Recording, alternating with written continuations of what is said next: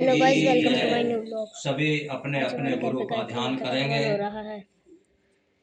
ऋषि परंपरा को बिसराया, जब जब भारत देश ने, तब तब कोई योगी आया महामानव के भेष में।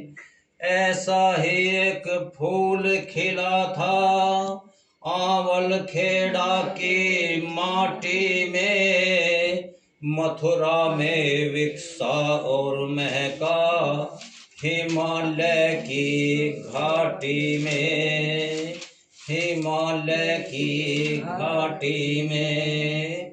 धरती पर जब जब भी धर्म की हानि होती है, जब जब पीड़ित मानवता की करुण पुकार, पतित संस्कृति की करुण करहा, कुपित हुई प्रकृति की गड़गड़ाहट और निरीह जीवों की निर्मम हत्या की चीख पुकार, जब हिमालय की दुर्गम कंदराओं में विद्यमान ऋषियों की सूक्ष्म सत्ताओं के कानों तक पहुंचती है, तो पूरा ऋषि तंत्र बेचैन हो उठता है और वे मानव मात्र को इस संकट से उभारने के लिए योजना बनाते हैं, समय समय पर योजना बनाते हैं और निकल पड़ते हैं किसी ऐसे प्राणवान व्यक्ति की खोज में जिसने अपने पूर्व के जन्मों में भी मानव उत्थान जैसे महान कार्य किए हों।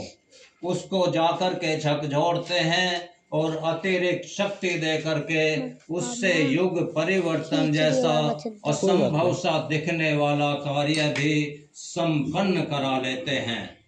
राम, कृष्ण, परशुराम, बुद्ध, कबीर और महावीर जैसे महामानवों से लेकर के महर्षि दयानंद और स्वामी विवेकानंद तक के महापुरुषों के अवतरण के पीछे भी ऋषियों की ही योजना थी।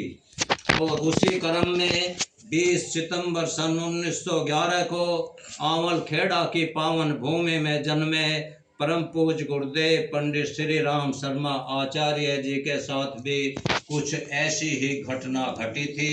जब दादा गुरु का साक्षात्कार गुरुदेव से हुआ था, ये अपनी पूजा की कोठरी में बैठे हुए पूजा उपासना कर रहे थे, तो अचानक से जब इनकी आयु 15 वर्ष की थी, तो अचानक से को पूरी कोठरी पूरा कमरा तेज प्रकाश से भर गया। गुरुदेव ने जैसे इधर उधर देखा तो एक प्रकाश का गोला दिखाई दिया, जिसके मध्य में एक धुंधली सी मानव आकृति उभरी हुई थी। वो मानव आकृति थी दादा गुरु की, यानी परम पूज्य गुरुदेव के गुरु की, जो सूक्ष्म रूप में थी।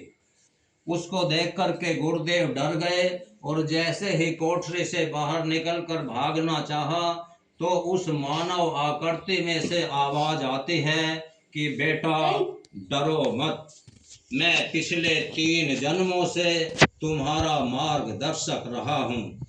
तुम्हारे भय को और भ्रम को मैं अभी ही दूर किए देता हूँ, जरा नेत्र बंद करके तो बैठो। गुरुदेव ने जैसे ही नेत्र बंद किए तो कुछ ही मिनटों और सेकंडों में गुरुदेव के मन मस्तिष्क में पिछले 3 जन्मों के सीन घूम गए। गुरुदेव ने अपने आराध्य को पहचान लिया, मन ही मन गुरु रूप में स्वीकार किया और हाथ जोड़कर प्रणाम करते हुए बोले कि कहिए गुरुदेव, इस जन्म में इस बालक के लिए क्या आदेश है। तो दादा गुरु के होठों पर मंद मंद मुस्कान छा गई।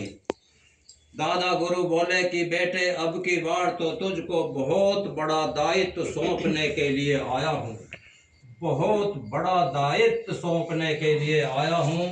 तुझको तुझको लोगों का चिंतन परिवर्तन करना होगा।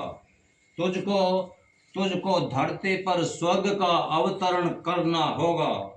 तुझको तुझको इस युग का परिवर्तन करना होगा। लेकिन इतने बड़े विशाल और महान कार्य करने के लिए योजना कौन बनाएगा? इतने संसाधन कहाँ से इकट्ठे होंगे? इतना धन कहाँ से आएगा?